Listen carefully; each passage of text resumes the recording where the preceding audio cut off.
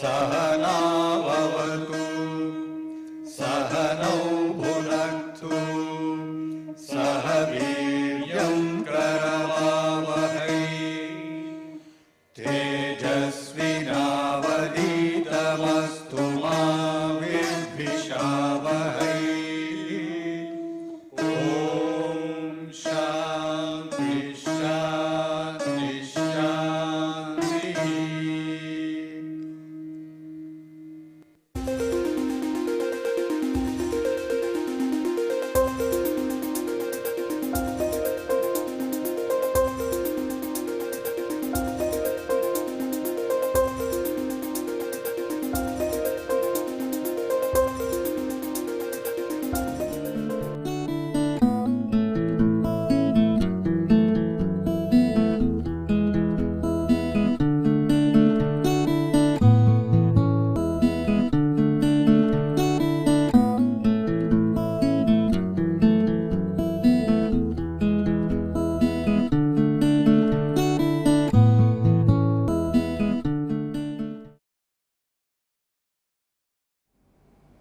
In the last few classes we have been talking about finding the integral of a function numerically. So today we will discuss finding the solution of a differential equation. So what you mean by that is that if you have an equation of the form that is dy, a simple equation of this form, that dy by dx is equal to f of x, and you want to find out the solution to this. What I mean by that is to find out what is y as a function of x.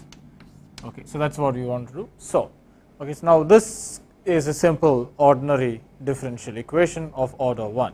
So in general we could have a differential equation of this form d to the power n, that is dxn, that is the nth order derivative equal to some function of the derivative of order n minus 1 to so that is dy dx d squared y by dx squared is a function of all of this, and d n minus 1 y by dx n minus 1 y x.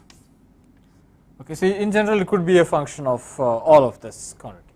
So now we want to solve this equation, which means that we want to find out what is y of x and what is y dy by dx as a function of x, and d squared y by dx squared as a function of x, etc., all the way up to d n minus 1 y by dx to the power n minus 1, so that as a function of x. So find all these quantities, okay, and also y of x and all its derivatives. Okay, so if you solve this equation, what you mean by solution would be that to find all these quantities. Okay, so that's what we mean by solving a differential equation, and there are many ways of doing this. Now what we are interested here is to find the use some numerical methods of solving such differential equations, such ordinary differential equations. So ordinary in the sense these are functions of one variable. Okay, so there's only derivative with respect to x, so ordinary differential equation as opposed to partial differential equations. And the right hand side of this function could be linear or non-linear. Okay, so methods are general for this. So it could be a linear function, or it could be a non-linear function. It could be a function of x and y, or x squared, y squared, or any powers of x, or any non-linear function of x and y on the right hand side. So it could be a function of x and y. So to start with, we would look at simple equations of this form, that is first order differential equation. So the power on this tells us the order of the differential equation. So these are first order differential equation, and we will start with that, the first order differential equations, and we will see that all higher order differential equations can in turn be written as a series of first order differential equations. So numerically it's enough to know a method to solve first order ordinary differential equation, and then we can generalize that to higher order equations. So that's what we would be looking at. Okay, so it's summarized that this is what we wanted to do, that we look at some methods of solving ordinary differential equations. So today's lecture we look at a few methods of to solve ordinary differential equations. So now, as I said, that we were looking at first order equations to start with. Okay, so now how do we solve this? To solve that we need boundary conditions to be specified. Okay, so now that's another criteria. So now if you have a differential equation of this form, then you would say it's an nth order differential equation. So now to solve nth order differential equation, we need n boundary conditions. Okay.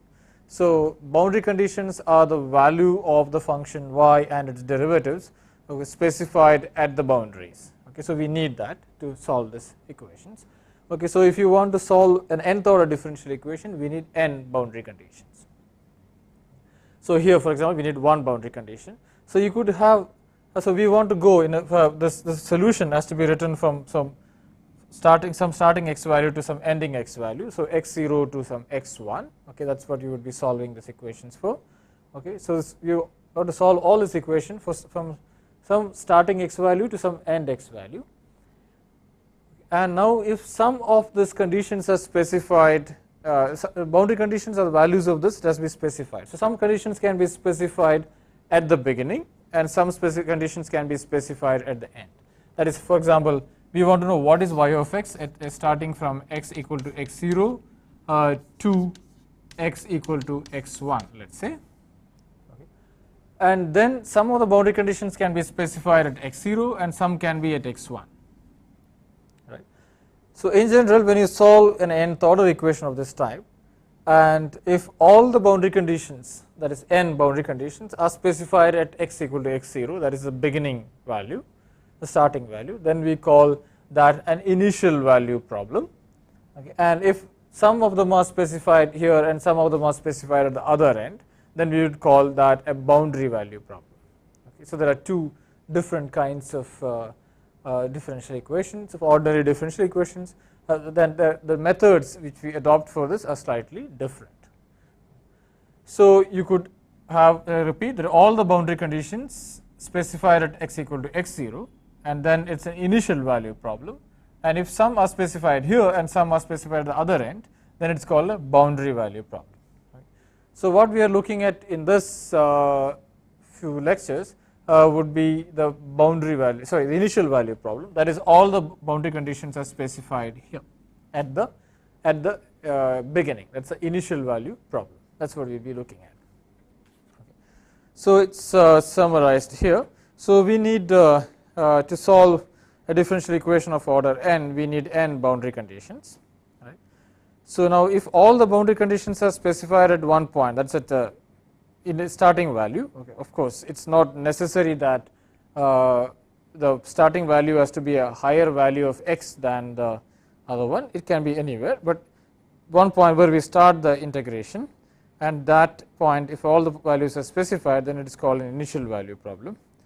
If m of the boundary conditions are specified at the starting value x equal to x0, and then the rest of them, that n minus m, that n is the order of the equation, the other boundary, then it's called a boundary value problem.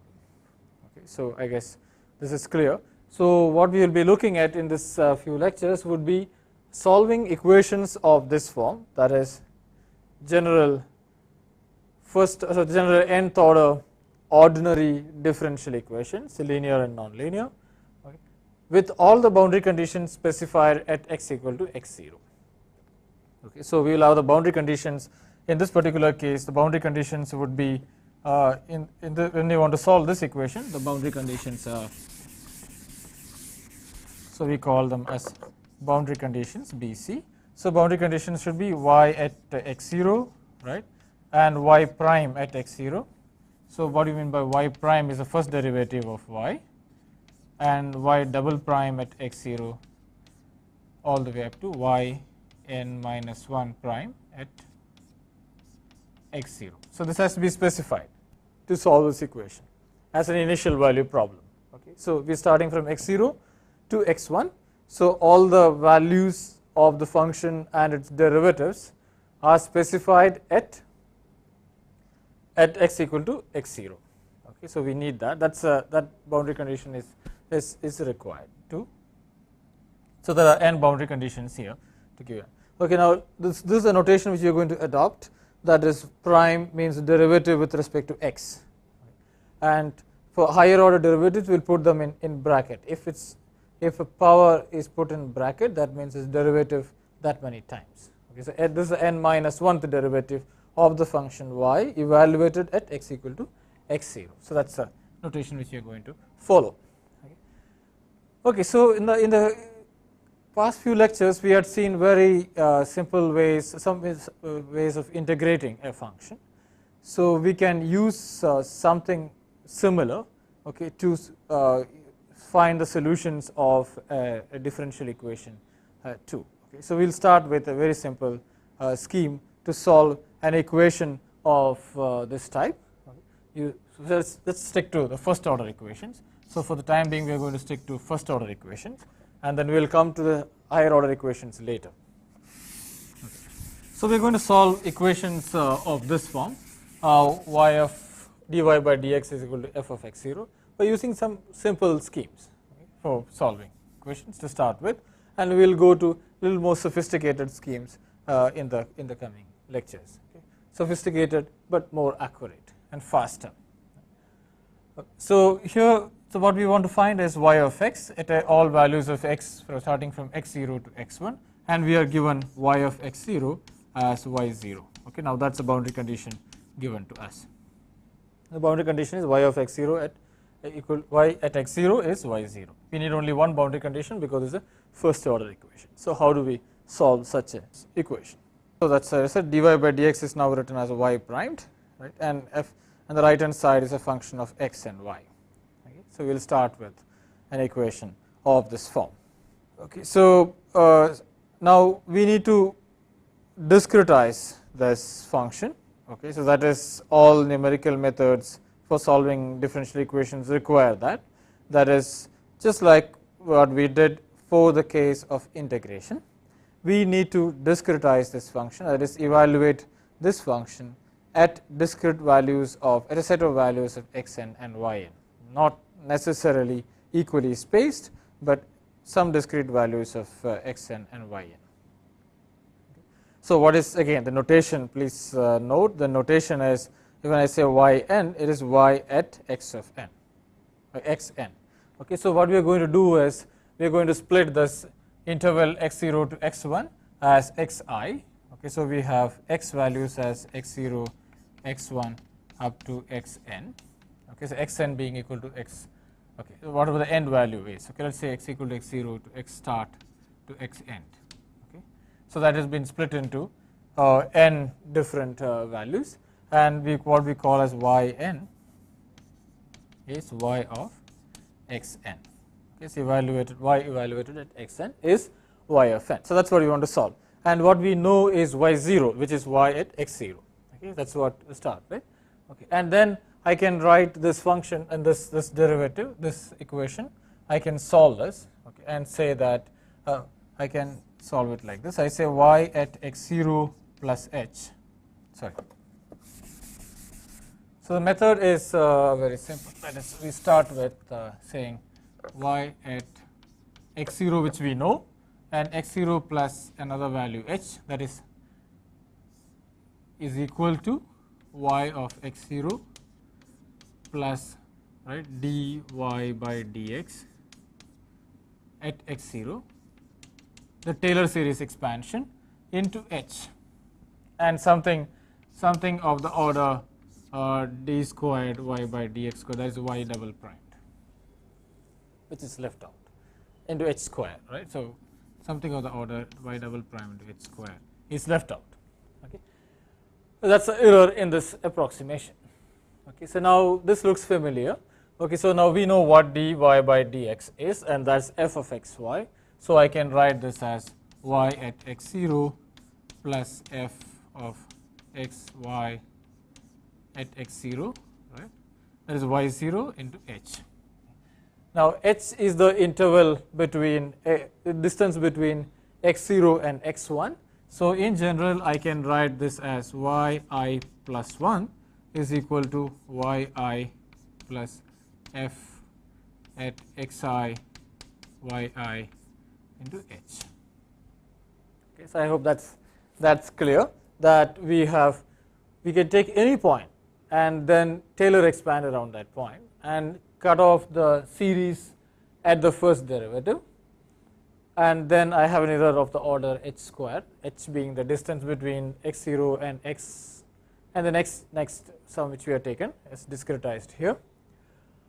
And then I can say that y at x0, y of x0 plus h is y of x0 plus y of x1 and y evaluated at x0, y of x0 into h. It's a function of that because dy by dx is f. Okay, so in general I can do this expansion around any point. So if I know the xi value, y at xi, and then I can find y at xi plus 1, which is y xi plus h, which is yi plus 1, right? So let me write this again. So that is this is the same as writing y at xi plus h equal to y at xi. The notation is y at xi plus f of xi y at xi, right? Okay, so now this is the same as that. So this is a general formula which you are going to use. Okay, so if I know y at I equal to 0, or right, then I can y 0. If I know y 0, and then I can continue and build up the function value, the y value as we go along. Okay. So the idea is that we start from some point, that is the initial value which is given to us, right, and then we build up. Okay, and we are using the local tangents. So what we are doing is that you are given x versus y, which you would want to solve for. Okay, and we are given the y value at x equal to x0. Okay, some y value is given. Let's take it as that. Okay, and then we are given the local slope, right? That's the derivative, and then we use that, and then use that we know the slope, so we go there. Okay, using that slope, and then we know the slope at that point, and so we keep going in some using some interval. Okay, so that's the general scheme. So we can do this. This way we can find out all the points of that function or y of x. We can so that's let me summarize that again here. Okay, so that's called the Euler's method. Okay, so now what we just described is called the Euler's method, the simplest way to solve an ordinary differential equation of order 1. So that's is the following, that we write the point notation xi plus 1 equal to xi plus h, and we will Taylor expand y of x around that point, and we write as y of xi plus h as y of xi plus h f of xi yi.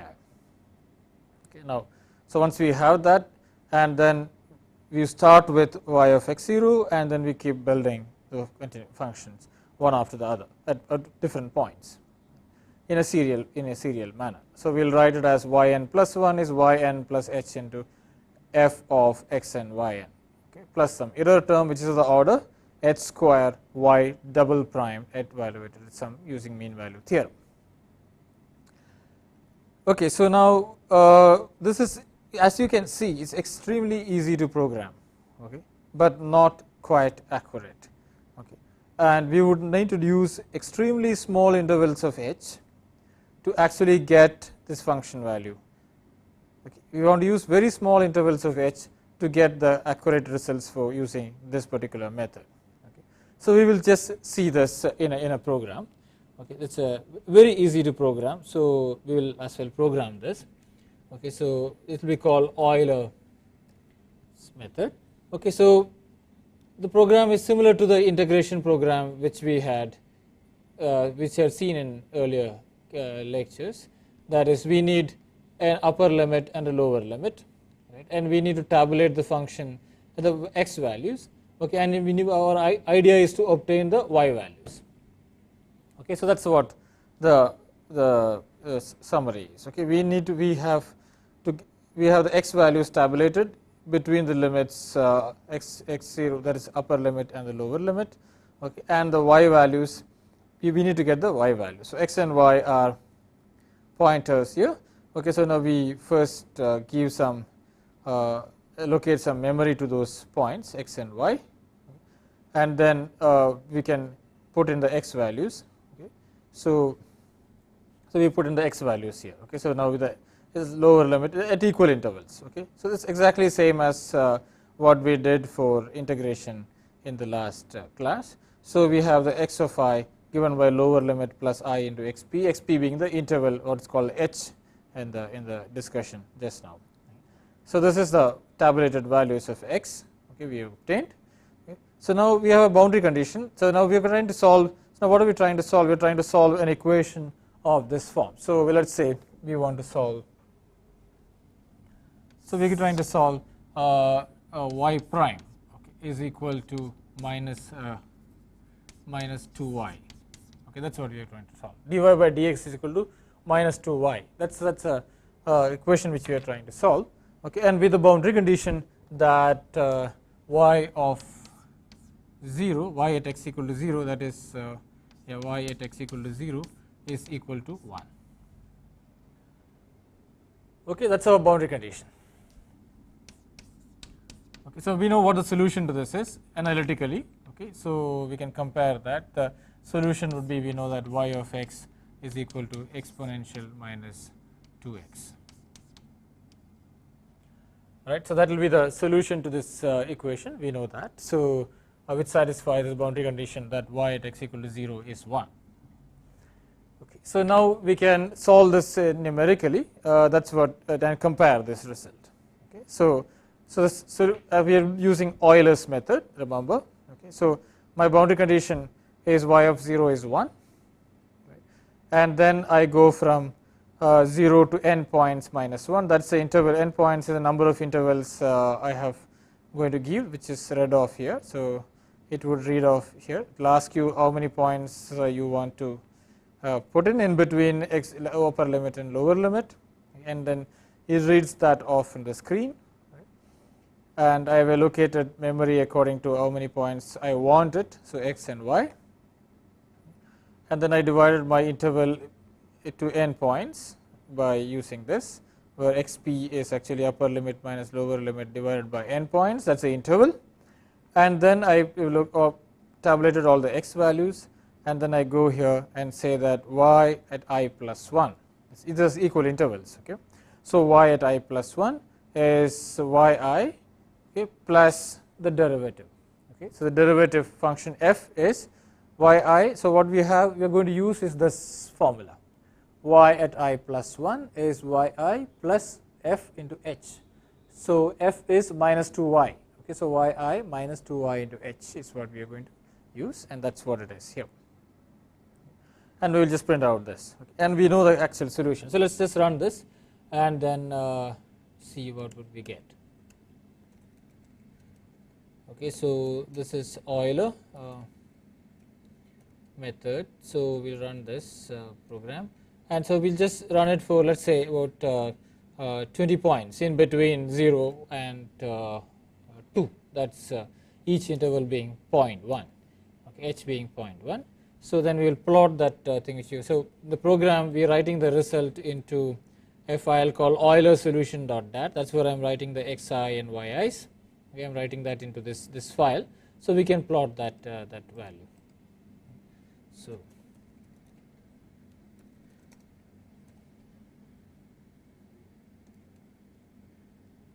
with actually we'll plot this Euler solution .dat.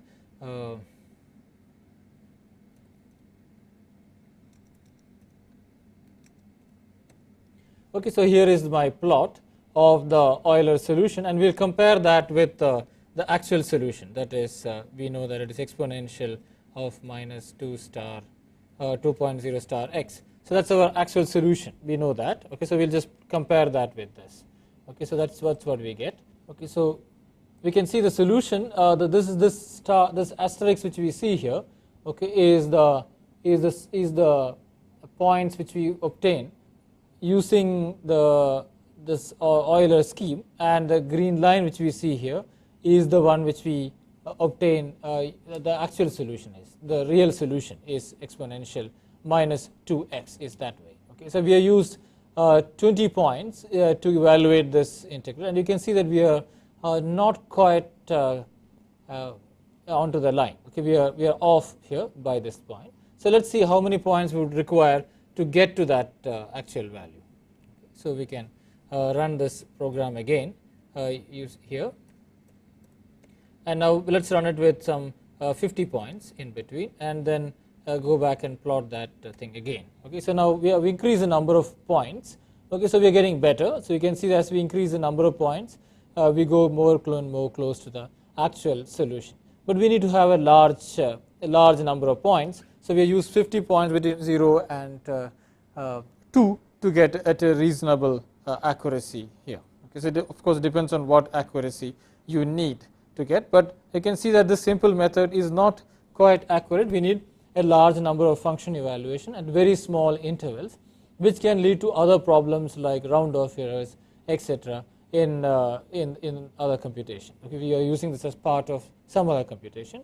So this large number of function evaluation at small intervals could also lead to other numerical errors creeping in.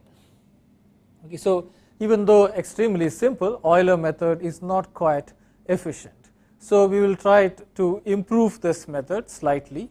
We will try to devise a scheme which would improve it around this simple scheme.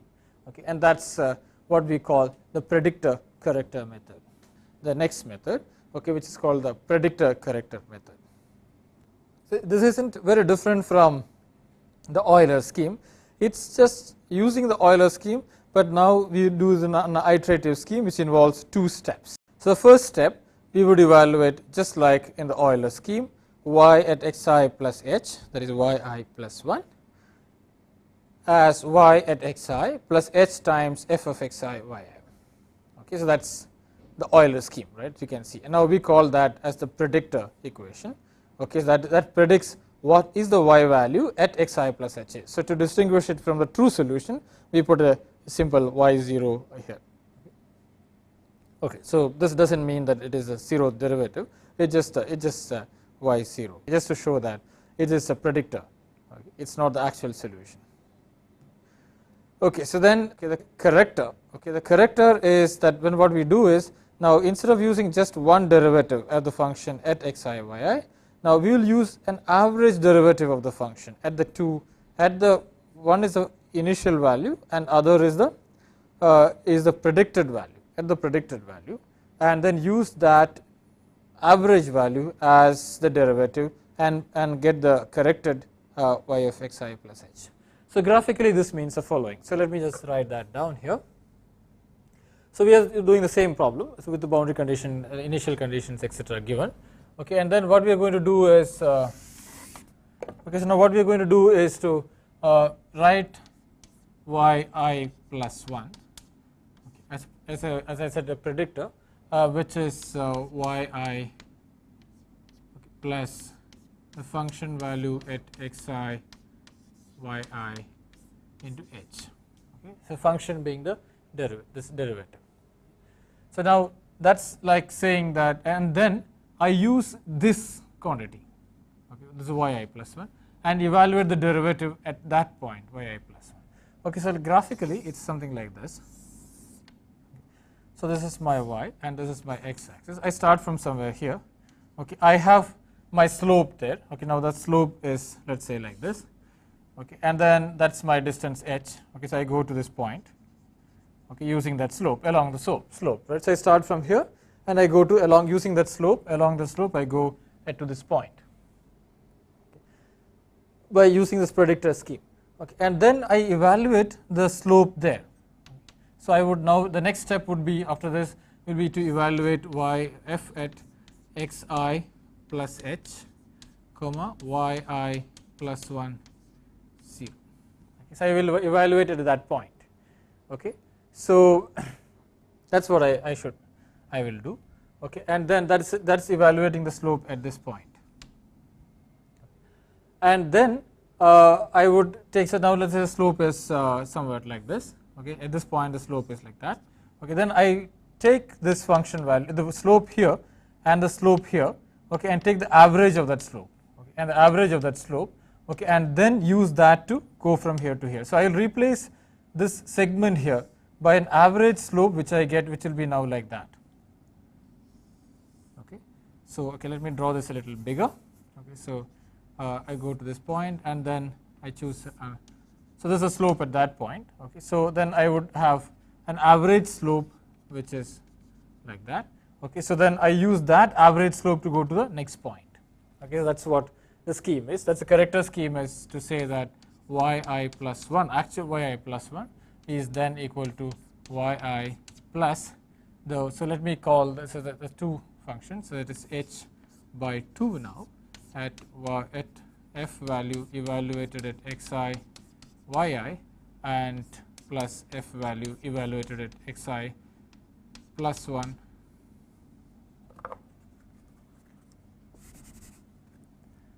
f value evaluated at xi plus 1 comma yi plus 1 0. Okay, so now use this average value to go to that thing. So now this may not give me the correct answer, right? So maybe there will be a difference between this predicted value and a corrected value. Okay, then what I do is I will again go back here. Okay, I will now substitute my yi plus 1 0 as yi plus 1 obtained from here.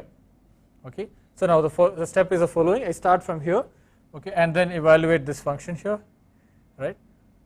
That is the derivative at xi plus h yi plus 1. Okay, and then I use that average derivative to compute yi plus 1. Okay, and now if there is a difference between yi plus 1 and yi plus 1 0, then I will replace yi plus 1 0 by yi plus 1, and I go back here again. Okay, and again compute this, again come back here and check is there a difference between yi plus 1 and yi plus 1 0. Okay, so I do this iteration again and again till the difference vanishes, the difference between yi plus 1 and yi, or I can define an error epsilon as yi plus 1 minus. So okay, let me do the next step would be to actually look at the difference, that is epsilon as yi plus 1 minus yi plus 1 0 divided by yi plus 1 and mod of that. Okay, so now if epsilon is not equal to 0, and then I will go back as it's saying that yi plus 1 is 0 is yi plus 1, and then I go back from here to here again. Okay, so that's what I would do. Okay, so I'll start from here and evaluate yi plus 1 using this mean derivative, and I look at the difference, and if it doesn't, if the difference is not, if this epsilon is not satisfactorily 0, but something less than the predetermined value, and then I'll replace yi plus 0 by yi plus 1 and go back here and then again do the step till this epsilon is sufficiently small. So now this method is called the predictor-corrector method. Okay, so we can see this, how this would improve the simple Euler scheme of just doing this once. Okay, and you could have a simple predictor-corrector method also, just do this once and then do this once again. Okay, that's another scheme, but the iterative scheme would be to do this repeatedly till we get yi plus 1, till the epsilon below some predetermined accuracy, so smaller than a predetermined error, or to satisfies our accuracy condition. Okay, so we will look at that implementation of this now. So here is a code which would which implements it. Okay, so that's a predictor-corrector code, and then again earlier the part of the thing is same, and you have the x values and the y values in the upper limit, etc. specified. Okay, now this as modified this program says that it's a little more general. So I have some subroutine here, or a function here which I call the function. So this subroutine will actually returns to me every time I call this one, returns with the arguments, it will return to me the function values and its derivative values at that point. So I have define some more arrays here, which is xx, yy, dy dx and dy dx1. Okay, and so that is so these are derivatives. Okay, so now I have defined two derivatives here because I want to distinguish between the actual the derivative at xi yi and this is the derivative at xi plus 1 yi plus 1 predicted values. Okay, so that is dy dx and dy dx1, the two derivatives. Okay, and this is the value at which we are going to evaluate the function xx and yy, that is xi and yi. So then okay, we allocate some memory here using the malloc functions for the x and y as before, and we also allocate memory now to the xx, yy and dy dx, dy dx1 etc. Okay, so we need that. Okay, and then we will compute this. Now what we do is, again, we have an initial condition. We have divided the interval between the upper limit and the lower limit by n points. Okay, so that is xp is the interval and equal intervals. Okay, and I've tabulated the function the function values into this array. So the x values into this array called xi in the equal intervals of xp. So now we start with the boundary condition, which is y of 0 is 1. Right. So now we will do that. So we'll first write this x of 0, y of 0. That's our initial value, which is given to us. That's returned to this file called Predictor-corrector solution.dat. Okay, and now we will write all the solutions into this particular file. Okay, so now I start with an error equal to 1. So I want to do this solution at every point, starting from 1, I equal to 1. Right. So at every I plus 1 point, I need to solve this. Okay, so I start the first point. So I put the error equal to 1. Okay, and I am doing the xx and yy at x of I and y of I, that is x of 0, y of 0. That's the starting values. Now I evaluate the function here. Right. I evaluate the function here, so I will get the derivative at that point. So if I pass to this function the x value and the y value, it returns the derivative. So this is general. So if I want to do this program for a different differential equation, right now I am doing it for dy by dx is equal to minus 2y, but I can do this for a different differential equation. In that case, I would have to replace this function. So this function here is simply returning a minus 2y. So remember, these are all of them are pointers. So I have written them as that's why this asterisk signs come in here. Okay, so it's dy by dx is minus 2y. That's what it returns. Okay. Okay, so I'll start with that. So then I have my predictor equation here. So before everything is starting, so in this loop, so for this particular I value, given that I value, I can compute the next y value at the next point. That yn is y next, that is y at I plus 1. Predicted value, that's is yi plus the interval multiplied by the derivative. Okay, the derivative is returned by this function dy dx1. So I have the function value returned there. Correct.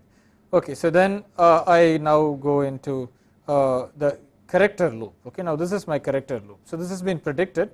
Okay, and then I go into a corrector loop, and the corrector loop operates till my error is less than 10 to the power of minus 4. Okay. So that's the scheme here. Okay, so this is my predictor. Okay, so I just predicted the value. The next value is yn is equal to yi plus xp times dy dx. Okay, and then I go into do the corrector here. So that is xx now is xi plus 1, so next value, and y is yn, the next value, and then I call the function again and I get the derivative here. Right, so now I got this derivative, and then I go to the next function value. Now this is a corrected function value, which is the y of I plus the average of these two derivatives. Okay, that is y dy dx plus dy dx1 by 2. So remember, dy dx is evaluated at I plus 1 and the predicted y value, and this is evaluated at I and y of I. Then I compute the error here. Okay, as yi plus 1 minus yi divided by yi, the absolute value of that. Okay, and then I put the y next. Now the next predicted value as this value which you obtain from here is the next predicted value, and we will continue this loop till this error is less than 10 to the power of minus 4. Okay, so let's run this program here again. So I would run this as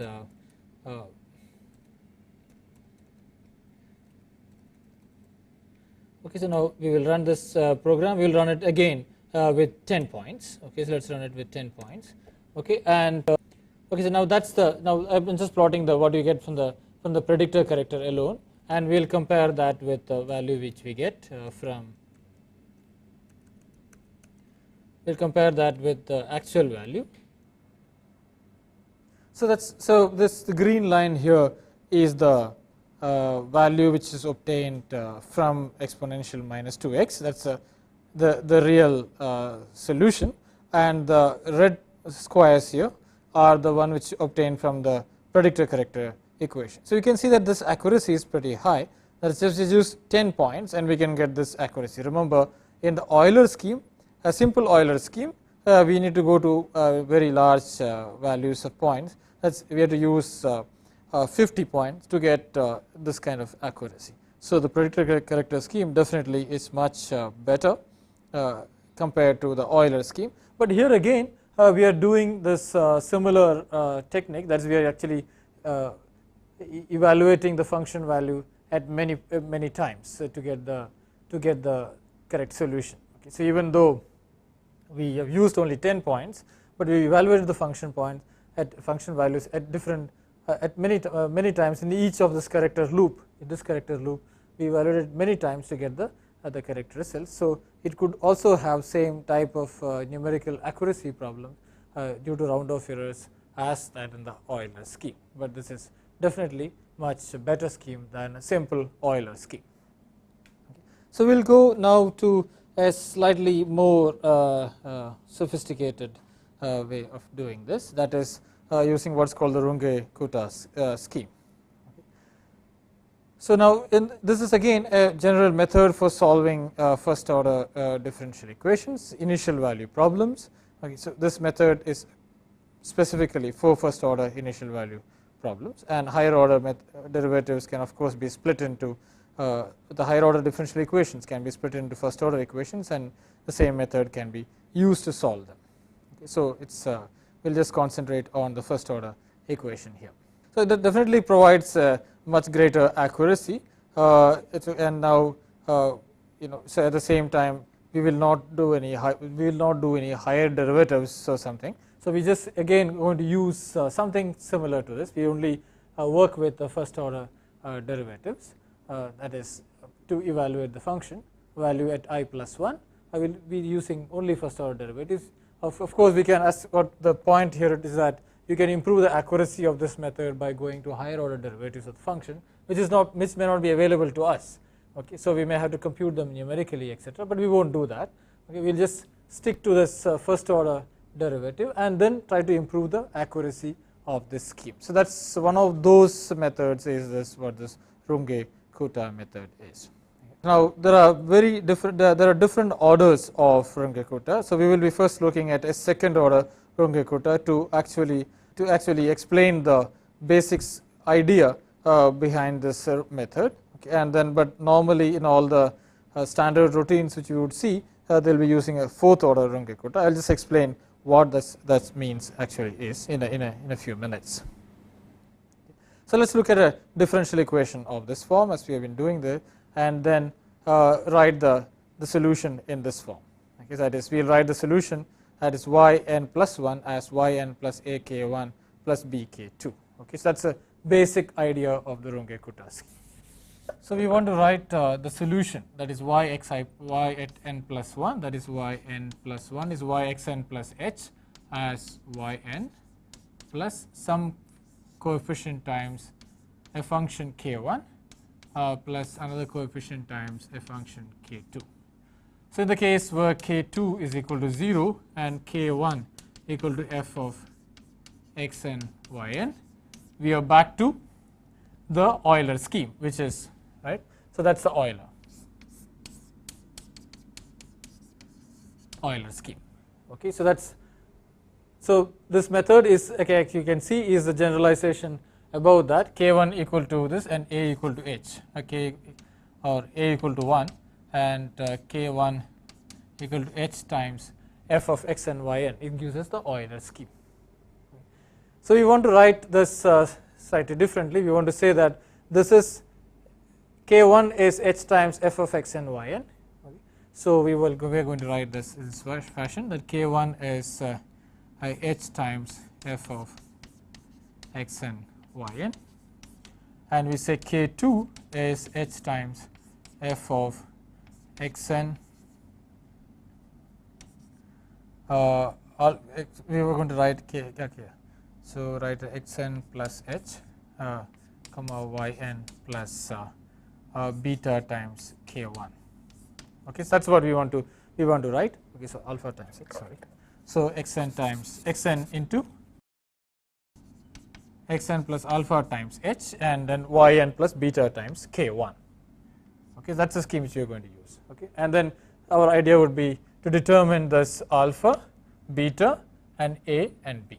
Okay, so remember, in the limit a goes to 1, b goes to 0. Okay, a goes to 1 or b goes to 0. Okay, that's enough. Then we don't have to determine k2. So and then k1 equal to h times f all xn yn, it's Euler scheme, or that is equivalent to saying that alpha is 1, a is 1, and b is 0. Okay, so then we have the Euler scheme. Okay, and in the case, the general case with the second order Runge-Kutta. Okay, in the second order Runge-Kutta, so we are going to write yn plus 1, the next value of y, as yn plus a k1 plus b k2, with k1 as a function of this form. H is the interval between xn plus 1 and xn. So remember, h is xn plus 1 minus xn, and then the function value at xn yn, and k2 is h times the function value now evaluated at xn plus alpha h plus yn plus beta k1. Okay. So again, you can see that choose appropriate value of alpha, beta, a and b, we can even recover the predictor-corrector from this. So we are only evaluating the first derivatives. Okay, we are not going to any higher order derivatives. Okay. So now the question is, what is the scheme? What is the a, b, alpha, beta is? So now we have to determine these quantities such that this gives you the correct solution of good accuracy. Okay, that's a scheme which we have to do. We have to find out. Okay, how do we determine a, b, alpha, and beta? So what we do is we Taylor expand the function y at xn plus 1. That is what we call the yn plus 1. Okay, we will Taylor expand that function. Okay, so we will do that here. Okay, so what we are going to do is we are going to write y at n plus 1. Okay, as yn plus yn prime. Okay, that is derivative evaluated at that function times h, right, and then we can write as yn double primed at h squared by 2, etc. Right. So now yn primed is f and yn double primed. So y primed is f, the function f. So y double primed is this is function of x and y. This one is okay. So we have two terms. One is f x, that is the derivative of this function with respect to x, and other term would be f times f y. Right. So I'm going to write this as y double prime as f prime as del f by del x, that's what I call one, and del f by del y into del y by del x. F is a function of both x and y, remember, right. So that is now fx is a notation for that, and this notation is fy, and that is f. Okay, so I have these two terms. Okay, so I can substitute that here. Okay, and then I have some order h cube term. Okay, in this equation. So I can write this as the order up to order h square would be yn plus 1 as yn plus f times yn primed is f, that is h, plus fx plus fy into f times h squared by 2. Now similarly I can write the next term, which is be of the order h cube term. Okay, so that's been summarized here. So you can write this in a Taylor expansion, and I have the order h square term and order h cube term. Okay, so the order h square term is this one, that is y and hf plus h square by 2, and then I can again find the derivative of this with respect to x. So I get a second derivative of f with respect to x, and then I have the derivatives of these terms. I have second derivative of this with respect to x, that is fx, and then I have fxy into f, right, and similarly this expansion. So I have to find the derivatives for the third derivative. Okay, so that gives us a more complicated equation here, f(x)(x)(2) f so it will be 1 2 3 4 5 terms. So you can do this yourself, okay. And then then what we can do is, so we have this equation here, okay. So now let's keep this equation here, okay, some terms of the order h3, and then what we can do is we can take this k2 terms, okay. Now so we have this yn plus 1 here, and then what we do is we will expand this k2 terms around x and yn, right, and substitute that here, and then compare these two equations, okay. So now this is a simple Taylor expansion of this function at this yn plus 1, okay, and then I will now similarly expand this equation by expanding k2 around that point, okay. So let's do that here. So k2, remember, is so we have this equation with k2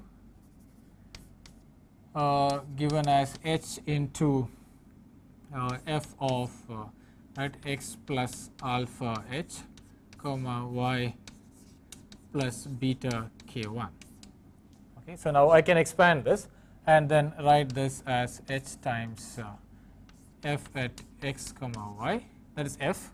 So f at x comma y I call just f, okay. So that is f plus fx del f by del x, that is fx times alpha h plus fy times beta k1, right, that I am expanding around x and y, okay. And then I have the second derivatives, that is I would have this second derivative function, so that will have f x at alpha h squared by 2 and then higher terms, okay. So I can write it is in the full series, so I would get a series like that, okay. So I can expand this k2 around the whole function value in this fashion. So I have beta k, so f of x1 yn, that is what I call f, right, and then I have the next term, that is the derivative of this function with respect to x into alpha h, and then derivative of this function with respect to y into beta k1, and then derivative is the second derivative of this function with respect to x, it's alpha square h square by 2, okay. And then derivative of this second derivative of this function with respect to y, that is fyy into beta square k1 square by 2, and the cross derivative which is alpha h beta k1 fxy. So that is all I have written here. To complete that, that is fyy into beta k1 whole square by 2, and then I have two cross derivatives, that is fxy, that is derivative of this function with respect to x and y, and multiplied by alpha h beta k1, okay, and then higher terms, okay. So that's what I have, okay. So now what I will do is, now I have this equation, I can substitute that here, right. So then I will get yn plus 1, now from this as yn, that is, and plus a k1 is just f. So remember k1 was just h times f, so I have a h f because k1 is h times f, and plus b times k2, now k2 is this, so b times h f plus alpha h into f x plus beta k1 into fy plus alpha square h squared by 2 times fxx plus beta squared k1 squared by 2 times fyy plus alpha beta hf, okay. So k1 is f, sorry, k1 is just f, so I can write that as f there, okay. So this is f times fy, k1 is f, so f times so beta h, so now this term, that is alpha beta h, k1 is f into fxy, okay. So higher order terms, okay. So now I have one equation which comes straight from the Taylor expansion of yn plus 1, okay, and then I have another equation which comes from the Taylor expansion of k2, which is f at x plus alpha h plus y plus beta k1. Okay. So now I get these two equations, so equation 1 and 2, and I compare these two equations. Okay. So I compare this equation with respect to this equation. Okay. So I will have to compare this equation which I obtained, equation number 1, okay, which I can write here again. So and then I have the equation which I obtained from n plus 1. Okay, this equation. Okay, now I have to compare this one with this one. So let me write this equation here again. So this is one equation number 1, and another equation would be obtained from that as yn plus 1 is equal to yn plus f times h plus fx plus f times fy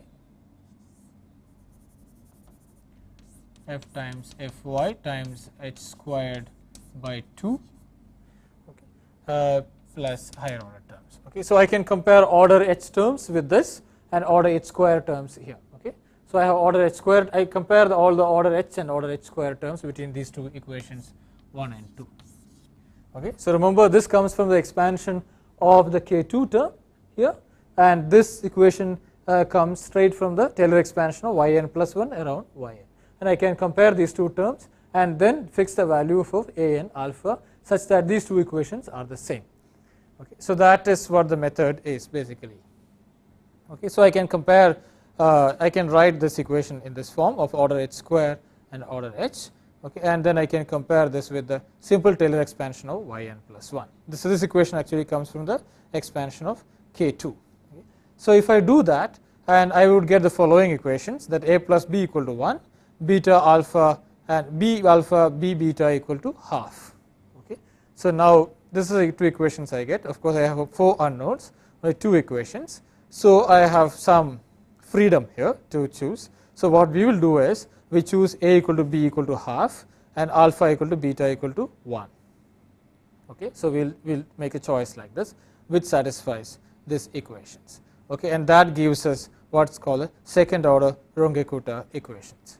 Okay, so we will see the application of this into a simple to solve a differential equation which we just now solved, that is dy by dx equal to minus 2y, and compare that with the other schemes which we had just done. We will done, and then we will also go into the next order and write down the equation for the next order Runge-Kutta scheme. That's what we will do in the next class.